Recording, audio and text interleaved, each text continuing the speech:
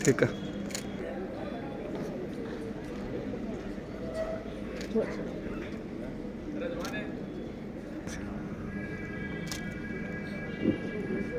ठीक है।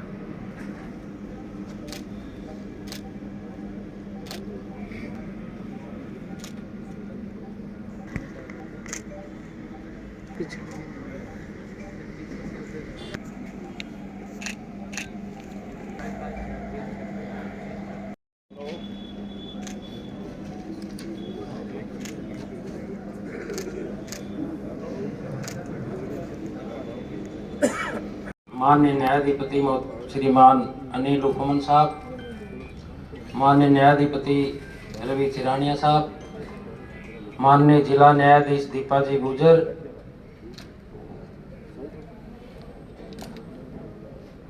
जिला जज से पधारे हुए सभी न्यायिक अधिकारीगण, अतिरिक्त जिला मजिस्ट्रेट एवं जिला उपभोक्ता विवाद प्रतिशोध आयोग के अध्यक्ष मनोज जी मीर साहब, उपखंड अधिकारी महोदय नवलगढ़ के कुलदीप सिंह जी, एसीएम साहब नवलगढ़ एवं तहसीलदार साहब नवलगढ़, जिला झुंझुनू अभिभाषक संघ के पधारे हुए अध्यक्ष महोदय, उदयपुरवाटी पिलानी चिड़ावा खेतड़ी के अध्यक्ष पद पर निर्वाचित होकर सत्य निष्ठा की शपथ लेता हूं कि मैं अपने पद का कार्य ईमानदारी, निष्पक्षता एवं सत्य निष्ठा के साथ करते हुए बार की गरिमा, परंपरा एवं अनुशासन को बनाए रखने का पूर्ण प्रयास करूंगा। मैं अधिवक्ताओं के हितों की रक्षा तथा उनके कल्याण के लिए सदैव तत्पर रहते हुए न्यायपालिका के प्रति सम्मान रखूंगा। मैं बिना किसी पक्षपात, निजी लाभ व दबाव से प्रभावित हुए बार के संविधान व नियमों का पूर्ण पालन करूंगा एवं सदैव विधि व्यवसाय की मर्यादा एवं नैतिकता को बनाए रखूंगा। विंतर एडवोकेट अभिभाषक संघ नवलगढ़ के उपाध्यक्ष पद पर निर्वाचित होकर सत्य निष्ठा की शपथ लेता हूं कि मैं अपने पद का कार्य ईमानदारी, निष्पक्षता एवं सत्य निष्ठा के साथ करते हुए बार की गरिमा, परंपरा एवं अनुशासन को बनाए रखने का पूर्ण प्रयास करूंगा। मैं अधिवक्ताओं के हितों की रक्षा तथा उनके कल्याण के लिए सदैव तत्पर रहते हुए न्यायपालिका के प्रति सम्मान रखूंगा। मैं बिना किसी पक्षपात, निजी लाभ व दबाव से प्रभावित हुए बार के संविधान व नियमों का पूर्ण पालन करूंगा एवं सदैव विधि व्यवसाय की मर्यादा एवं नैतिक होगा।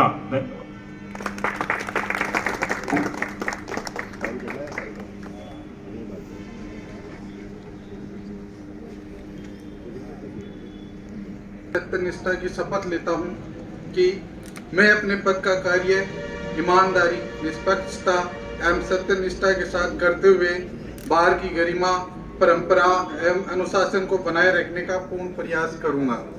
मैं अधिवक्ताओं के हितों की रक्षा तथा उनके कल्याण के लिए सदैव तत्पर रहते हुए न्यायपालिका के प्रति सम्मान रखूंगा।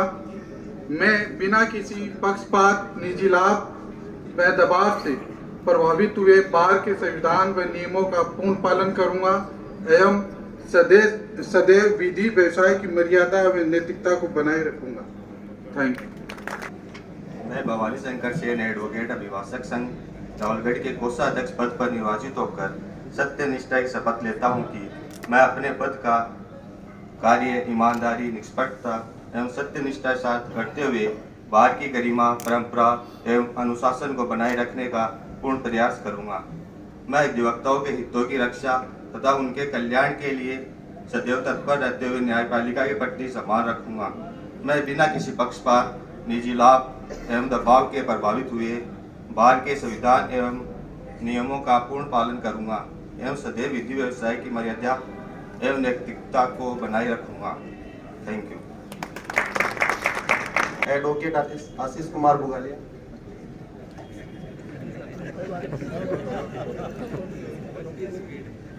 मैं कुमार बुगालिया अभिभाषक संघ के सह सचिव पद पर निर्वाचित होकर सत्यनिष्ठा की शपथ लेता हूँ कि मैं अपने पद का कार्य ईमानदारी, निष्पक्षता एवं सत्यनिष्ठा के साथ करते हुए बार की गरिमा, परंपरा एवं अनुशासन को बनाए रखने का पूर्ण प्रयास करूंगा। मैं देवताओं के हितों की रक्षा तथा उनके कल्याण के लिए सदैव तत्पर रहते हुए न्यायपालिका के प्रति सम्मान रखूंगा। मैं बिना किसी पक्षपात, निजी लाभ व दबाव से प्रभावित हुए बार के संविधान एवं नियमों का पूर्ण पालन करूंगा एवं सदैव विधि व्यवसाय की मर्यादा एवं नैतिकता को बनाए रखूंगा। धन्यवाद। सभी को मेरा नमस्कार। मेरे प्रधान न्यायाधीश रवि चिरानिया जी, जिला एवं सत्र न्यायाधीश दीपा जी, नव निर्वाचित अध्यक्ष सज्जन जी,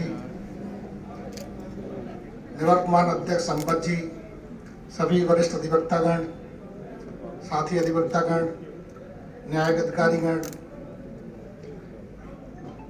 और सभी नागरिकगण, आज बड़ा अच्छा लग रहा है कि नवलगढ़ और झुंझुनू क्षेत्र को उनके परमानेंट संरक्षक जज मिल गए, क्योंकि पता चला कि उन्हीं की जन्मभूमि है। तो आप सब बड़े सौभाग्यशाली हैं जब आपके पास एक परमानेंट रिप्रेजेंटेशन हाई कोर्ट में है। तो सारी जो समस्याएं हैं उनका समाधान रवि जी के पास।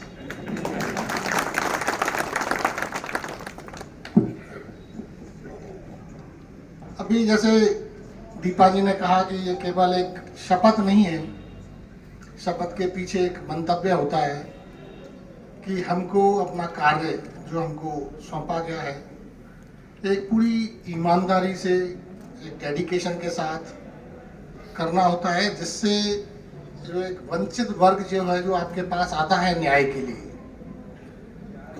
तो हम एक कलेक्टिव एफर्ट्स के साथ उसको न्याय प्राप्ति में हम सहायक बनते हैं। और इस पूरे प्रोसेस में जैसे रवि जी ने कहा कि एक अधिवक्ता का रोल एक बहुत इम्पोर्टेंट रोल होता है।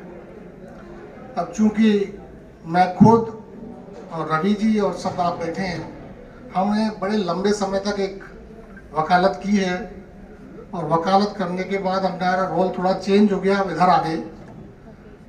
लेकिन जैसे रवि जी ने कहा कि अधिवक्ता निकलता नहीं है, तो मैं उनसे ज़रूर निवेदन करूंगा कि उनके पास बड़ा लंबा समय है न्यायाधीश के रूप में कार्य करने का, कि वकील को कभी निकलने मत देना, उस वकील को अपने अंदर जिंदा रखना। क्योंकि जब एक न्यायाधीश जिसके अंदर वकील जिंदा है, जब वो फैसला करता है तो निश्चित मानिए वो एकदम ईश्वरीय फैसला होता है, ईश्वरीय कलम है वो, और बिल्कुल निष्पक्ष। और क्योंकि क्या होता है, वकील का काम होता है अपने काम को, अपने बहस को जज को कन्विंस करना, कोर्ट को कन्विंस करना। तो उसमें इतना इम्पोर्टेंट रोल होता है वकील का कि जैसे इस स्तर पे जब हम वकालत करते हैं, जैसे हमारे वरिष्ठ अधिवक्ता जो हैं मौजूद हैं, ये क्या है, वो ज्ञान की पूंजी हैं, ये एसेट्स हैं हम लोगों के लिए, तो हम लोग इनसे सीखते हैं। क्योंकि चीज़ें क्या है कि केवल कानून की किताब से हम नहीं सीख सकते।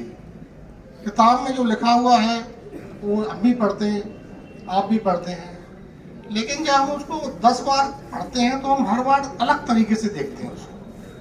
तो ये चीज़ें क्या है, अनुभव से आती हैं। क्योंकि जब मैंने वकालत शुरू की तो मेरे गुरुजी ने मुझे कहा कि FIR को जब भी पढ़ो तो 10 बार पढ़ो। आप 10 बार पढ़ोगे तो एक बार, हर बार एक नया नजरिया आपको FIR देगी। मुझे उन्होंने कहा कि जिस दिन आपके पास फाइल आए उसमें उस दिन डेट ऑफ अरेस्ट नोट कर लो फाइल के ऊपर, क्योंकि डेट ऑफ अरेस्ट जो है उसको एक राइट देती है डिफॉल्ट बेल का। अक्सर वकील चूक जाता है और वो समय निकल जाता है और चार्जशीट आ जाती है, उसका राइट डिफीट हो जाता है। तो ये सारी जिम्मेदारी एक वकील की होती है। और एक जो क्रॉस, जैसे हम अभी आ रहे थे, मैं और रवि जी बात करते हुए आ रहे थे कि क्रॉस एग्जामिनेशन, एक वकील ही फाइल प्रिपेयर करता है अभी हम चर्चा कर रहे थे कि एक अभी अखबार में खबर आई कि एक दिन में फैसला हो गया किसी केस का। तो ये भी एक सोचने वाली बात है कि एक दिन में फैसला, तो प्रॉपर अपॉर्चुनिटी उसको डिफेंस की मिली नहीं मिली, क्योंकि एक दिन में तो मुझे लगता है कि फाइल तैयार नहीं हो सकती। तो हमारे पास भी जब फाइल आती थी तो हम उसको एक रात पढ़ते थे, अगले दिन लिखाते थे, फिर दोबारा तैयार करते थे, फिर बहस के लिए जाते थे। तो मैं जितने भी न्यायिक अधिकारी गण हैं बहुत ज्यादा जल्दी से बचें। एक एक्स्ट्रा ऑर्डिनरी जल्दी हेस्ट हमको नहीं दिखानी चाहिए, क्योंकि ultimately we are going to decide the fate of a life और पर्सन। एक जीवन, उसका अगले 2 साल या उसकी बाकी की जिंदगी कहाँ कटेगी, कम से कम फौजदारी मामले में। तो एक बड़ी गहन जिम्मेदारी है, हम लोगों के ऊपर भी है, वकील समुदाय के ऊपर भी है। तो उसके अकॉर्डिंग मैं अपने न्यायिक अधिकारीगण से भी निवेदन करूंगा, वकीलों से भी करूंगा कि हम अपनी अपनी जिम्मेदारी का एक तरीके से निर्वहन करें। अभी जब मैं ये शपथ दिला रहे थे तो इसमें बड़े अच्छे अच्छे वर्ड्स थे कि न्यायपालिका का सम्मान करूंगा, निष्पक्षता रखूंगा।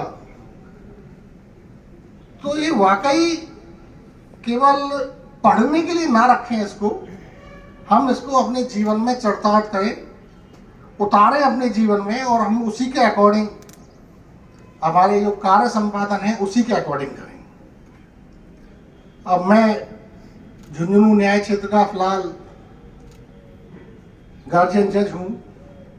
अभी मुझे आपके अध्यक्ष महोदय ने बताया कि ये जो भवन जिस भूमि पे बना हुआ है, ये भूमि न्यायालय की नहीं है। ये एक बड़ी गंभीर बात है कि न्यायालय के पास अपना खुद का कोई भवन नहीं है। तो मैं जाते ही अपने वरिष्ठ न्यायाधीश गण से और चीफ साहब से मैं बात करूंगा कि इसमें हम क्या कर सकते हैं। और अभी मैं निकट भविष्य में जल्दी आऊँगा और प्रशासनिक अधिकारीगण हैं जिसमें जिला कलेक्टर हैं, उनसे बात करेंगे कि या तो हमको यही ज़मीन अलॉटमेंट की जाए, या कोई नज़दीक कोई नया ज़मीन हमको उचित जगह पे, जिसमें न्यायालय भवन, अधिवक्ताओं के चैम्बर आदि की जो सुविधा है पूर्ण की जा सके। आप लोगों ने याद किया, मुझे क्या हमेशा बड़ा अच्छा लगता है वकीलों के बीच में आने में।